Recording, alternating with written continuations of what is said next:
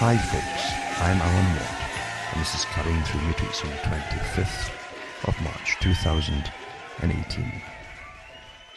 I hope you're all getting along out there as best you can, at least, because life is full of its ups and downs, as they say. And apart from Hollywood and Disneyland, nothing sails along quite happily all the time. That's what nature and human life happens to be all about. But anyway, I hope you're surviving it, and across in Europe too, where they're still getting snow in some places, and it's very cold where I am too, of course. I hope you're getting through it too. I noticed as well, I was waiting for it happening with all of the cons that are going on to do with the environment. Whenever you get big cons going on, someone is going to profit from it naturally. And people lobby and even set up front groups and so on for the environment to ban this and ban that, until eventually you can't even heat yourself except by the methods which the big monopolies wanted in the first place. Britain, for instance, now, a place is sitting on coal, literally, and they can't use it. They also, I think, banned wood for burning in their fireplaces if they can even get hold of wood. And they passed a law a little while ago, a couple of years ago, maybe two or 3 years ago, where you couldn't even get deadfall from the forest. That was a right in England, for instance, forever. For centuries and centuries, you could pick up deadfall in the forest, but not now. And you're left with gas. You get North Sea gas and natural gas. And the big con now is importation and exportation of canned gas, basically, for heating and cooking and so on. And therefore, naturally, the gas companies with the extended winter are making hay, as they say, when the sun shines or when the snow falls, and they're charging extra. They want to charge extra because they're running short of gas, because of this cold weather. And since you don't have any alternatives because it's all banned, then guess what? You either pay through the nose, or freeze to death. And the world should take a lesson from that too, because the same con is getting put across the whole planet now, and that's what things are really all about. There are many reasons for what you hear, but it's never the real reason, whatever they tell you, especially to do with the environment or global warming. And that's why you're all freezing right now, is because of global warming. And we're supposed to believe that too, but mind you, with all the mind-bending that we're told we've got to believe these days in all kinds of areas, then you go along with it, don't you? So as you're sitting there going, and your teeth are clattering away together, you know darn well that you're really overheated. That's what's making you shiver and freeze to death. That's the new mentality. You must be and do whatever O'Brien from Brave New World tells you to feel. So there you go. That's how it works. I'm not kidding you. You should see that the different writings in academia on human management programs, working on them consistently, and all the different theses that they put out to get through their examinations so they can go on and help rule over us on behalf of the masters of the planet. And the terminology would make you want to throw up. Honestly, it's so terrible. The first thing they try to do to impress their peer group is to create a new vocabulary of nonsense. But the whole point, it really points down to the fact that they've studied the humanity so well.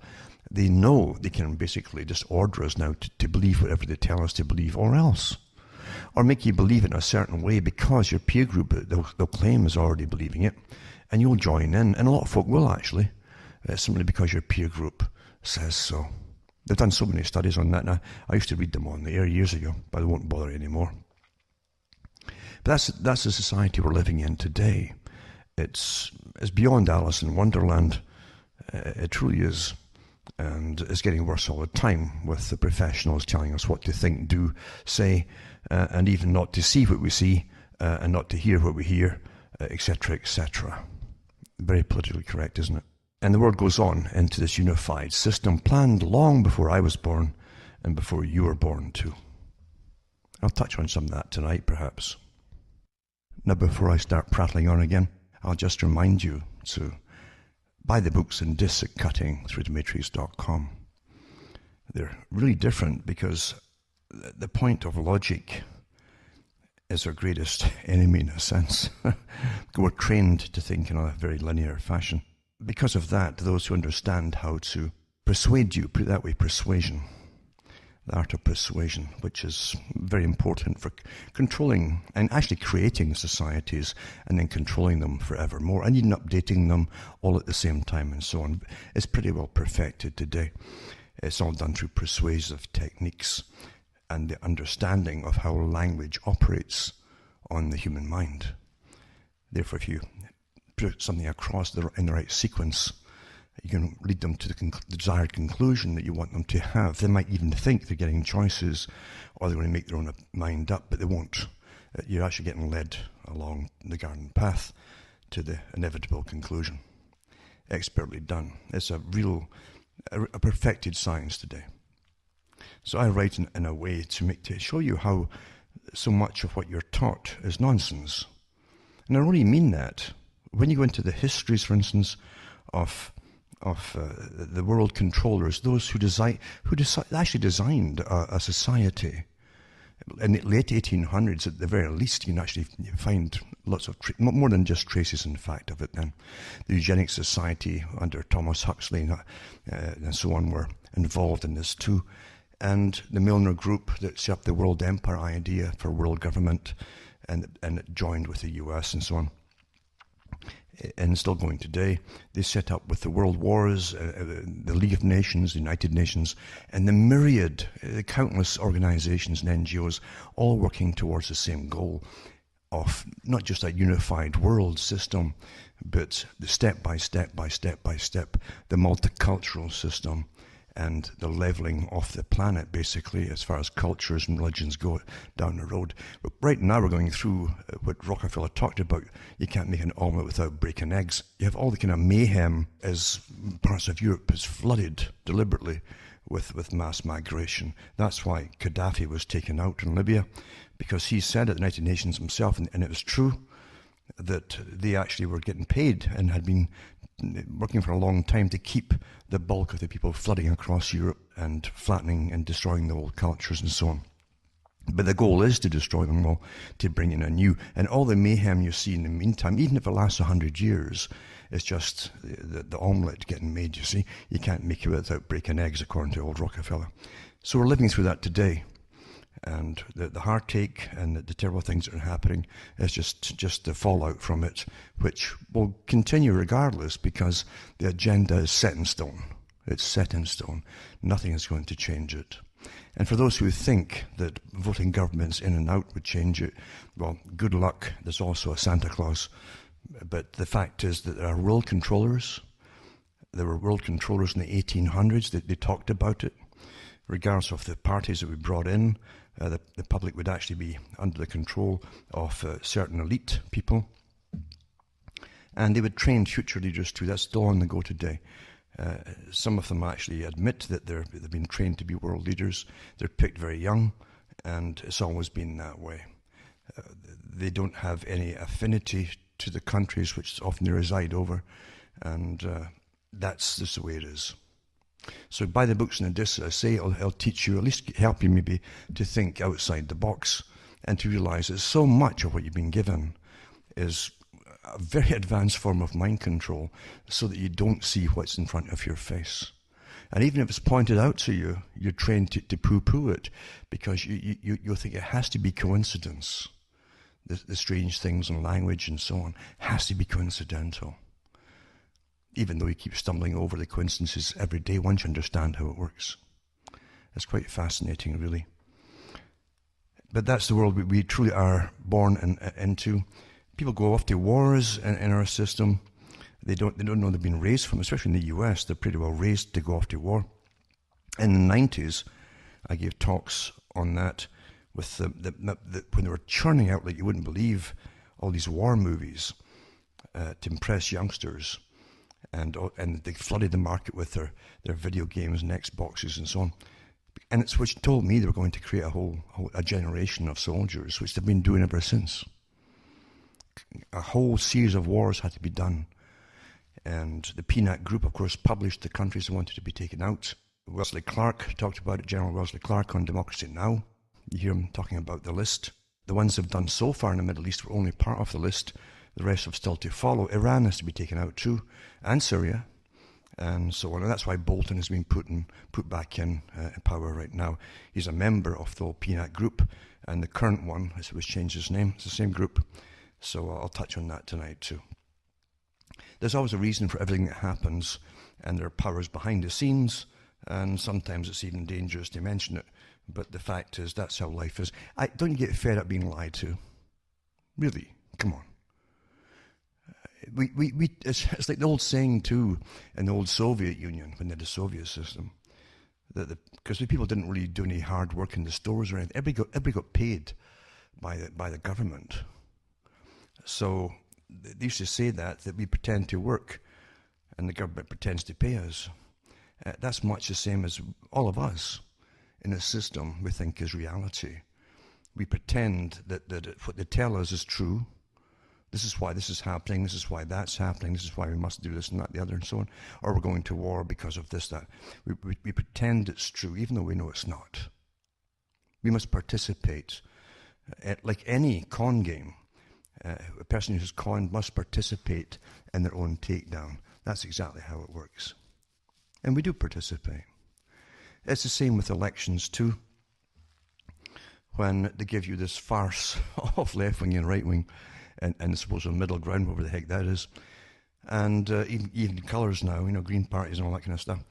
And all you have to, they have like a booklet of standard quips and phrases to say.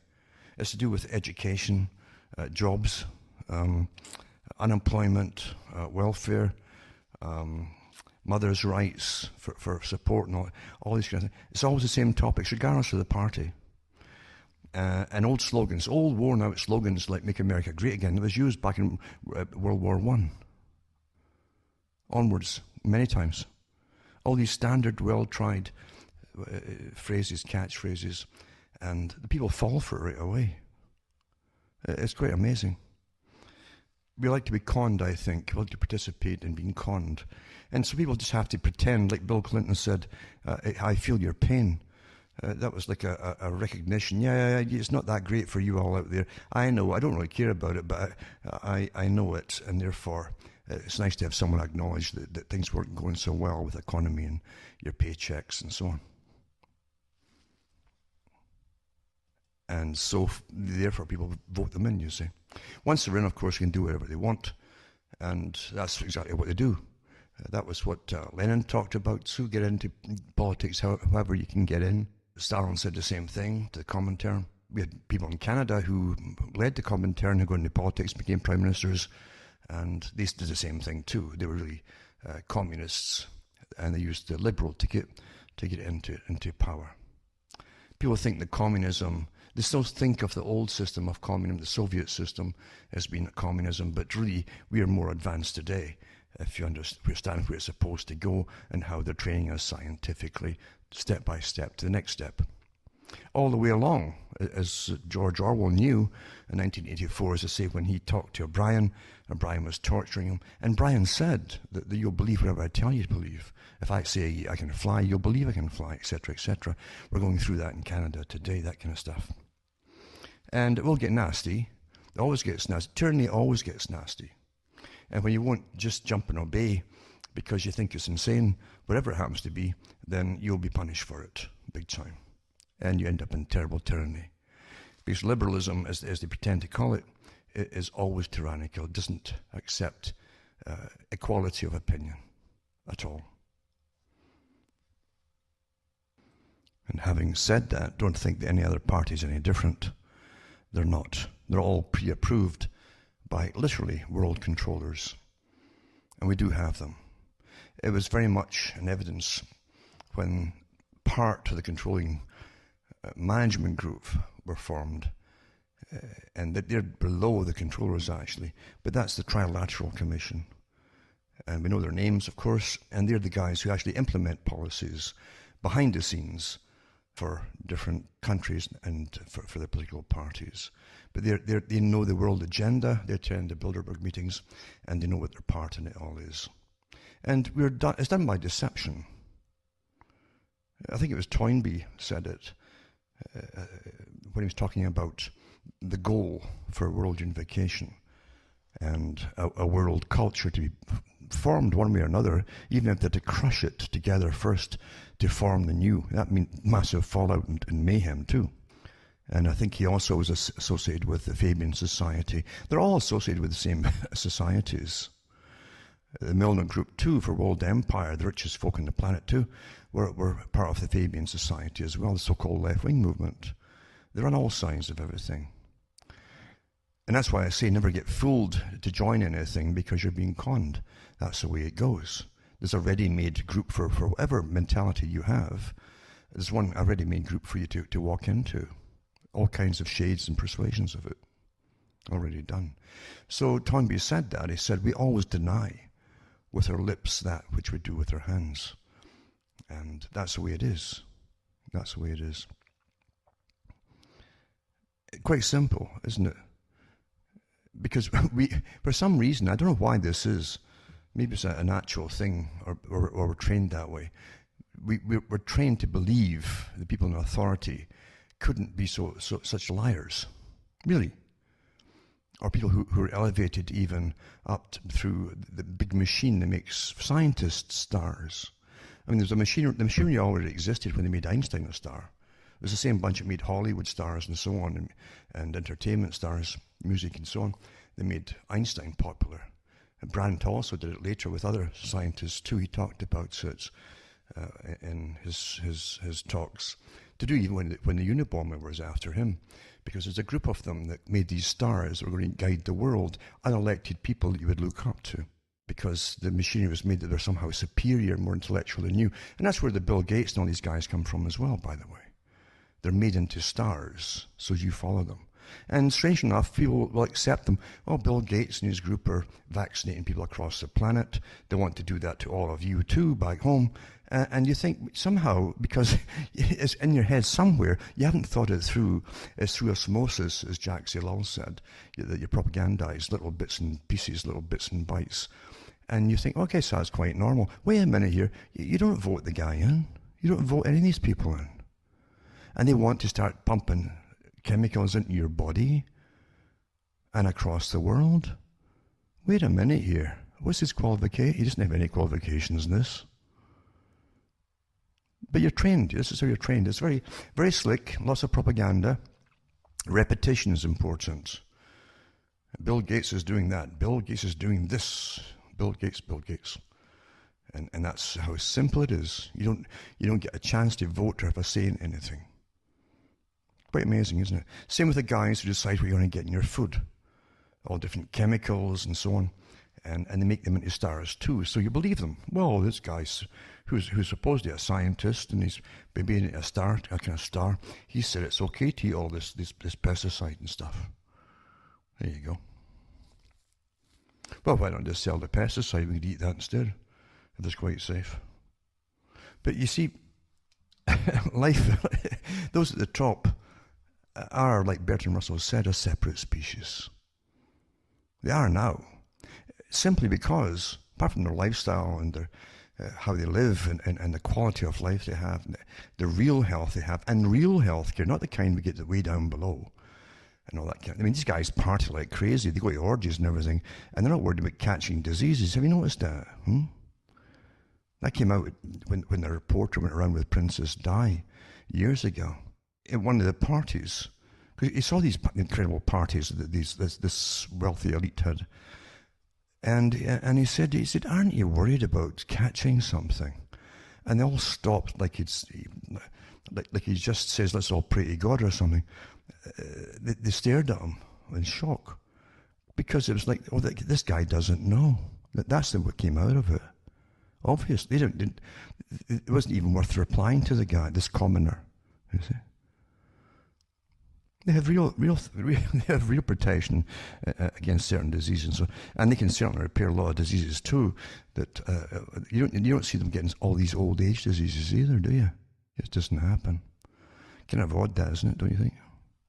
But anyway, getting back to it all, they are a separate species because they're raised with a whole different reality than you're given. They're not given the nonsense and the lies that they force upon you. They hear the truth of it from their folks at the dinner table and all this kind of stuff. They understand what's going on. Look, son, it's The poor people, the little people there, we've got to manage the little people because we know it's in their best interest. They don't. So we give them lots of sex, lots of cheap entertainment so they don't have to get serious about anything, because it takes sometimes hardship or a bit of deprivation sometimes to make them think seriously about things.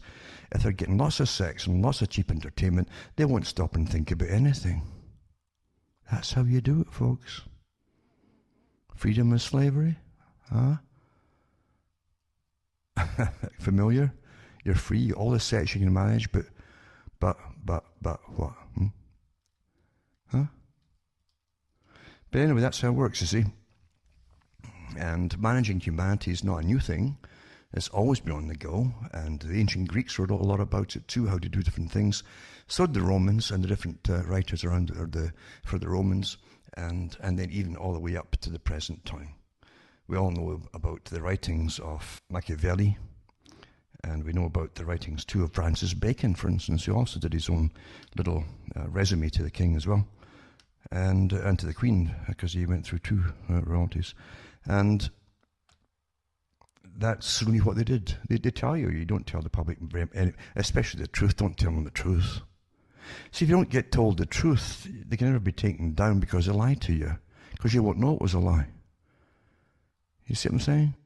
Things are presented in such a way that they're so obscure that you can't figure anything out. It's meant to be that way. It's meant to be. You're supposed to think we're just stumbling along down through time, and things just happen, as they say, S happens, and we somehow pick ourselves up and struggle through it and pay up the taxes to help it through and all that kind of stuff. And nothing's further from the truth. The people that, when you realize the stuff from the universities alone, as I say, look at the people in the different behavior managements and behavioralism and sociology, the studies they're doing and putting out for their thesis on managing us all. You can see the courses they've been through by the terminology they use, as I've mentioned already. And these are the ones who then get the jobs to, again, go into production to manage us all behind the scenes. And they're like a higher level of bureaucrats. They're more like robots themselves, actually. Because if you parrot that rubbish long enough, you'll start to really believe it yourself, until you can't even communicate with any human being again, naturally. We have to remember, too, that Charles Darwin's ideas on evolution, a lot of which actually he borrowed from another guy. I actually stole them. One other fella, Wallace his name was. But it didn't matter, the Royal Society was backing Darwin, you see. So much for truth. But anyway, it wasn't so much truth, it was an idea of controlling people and shaping a world under management, proper management, as he thought. And don't forget, the Royal Society itself goes way back too.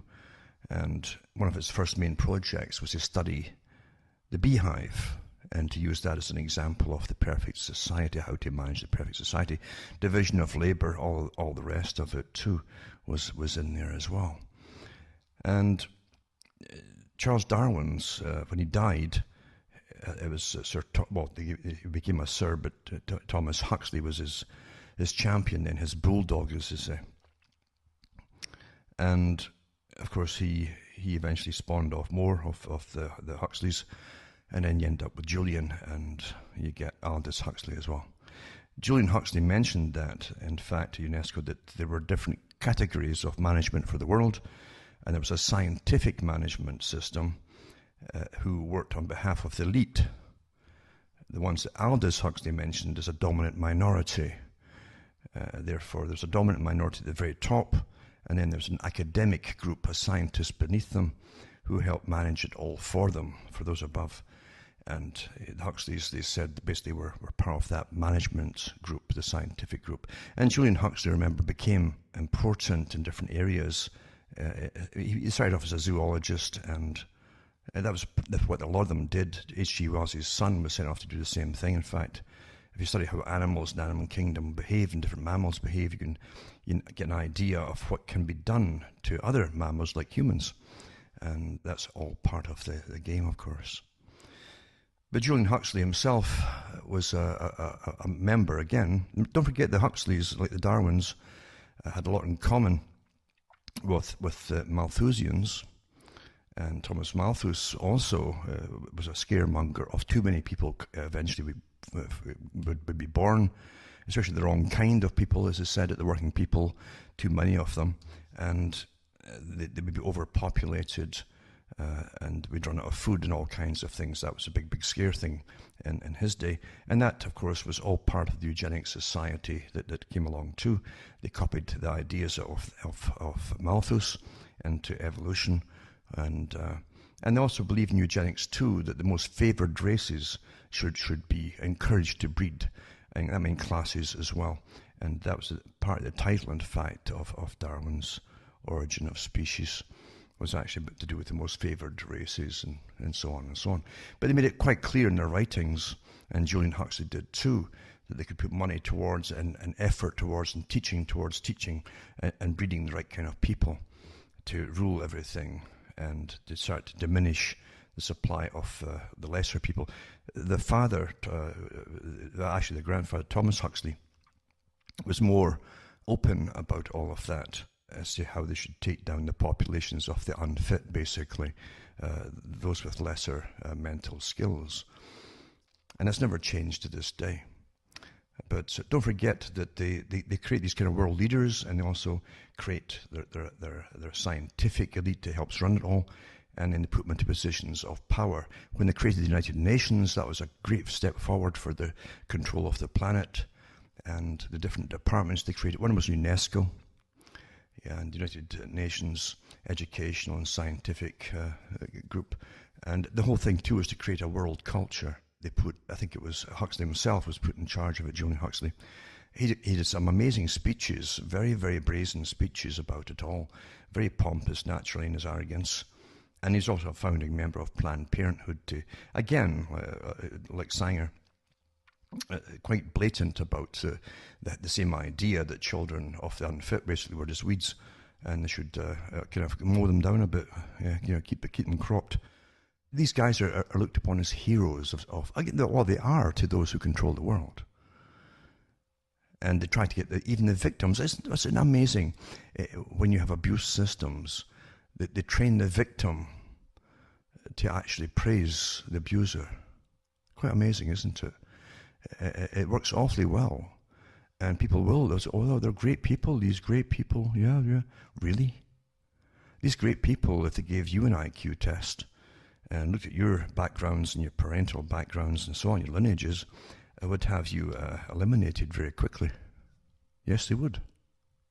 Yes, they would. They're also humanists too. They had nothing to do with morality in any kind of religious or natural, humane system, although they call themselves humanists. Humanism is not humane. They might kill you off humanely in their terminology, but that's about as far as it goes with humaneness. But anyway, you find that, for instance, UNESCO's aims, according to Julian Huxley, he wrote quite a lot about it and was quite blatant about it too. And different ones too. J. Elmer Morgan was another worker for the National Education Association. He also was involved with it too. And they talk about a world police force getting formed, a world Bill of Rights and duties, etc. as a citizen, a global citizen. And then you'll find the same thing was backed up with everybody in UNESCO too. And I think the UNESCO put out the NEA's article called National Education in an International World. It's worth having a read through, because this Common Core is all part of that too, that came down the pike much later. And also too, you have the NEA editorial, The Teacher in World Government, by, as I say, J. Elmer Morgan. In the struggle to establish an adequate world government, the teacher can do much to prepare the hearts and minds of children. At the very top of all the agencies which will assure the coming of world government must stand the school, the teacher, and the organized professions. Now, don't forget that's straight out of the same terminology statements too that made by Lenin and Stalin. Stalin said the same thing. You must pay the teachers well to educate that next crop of subjects, and they are subjects. And you must also pay the police well and the military well, because they keep them all in line and make them obey. And your civil servants too, of course. Civil servants, I hate that term, civil servant. I mean, they're not servant. They live awfully well off the plunder they take from you.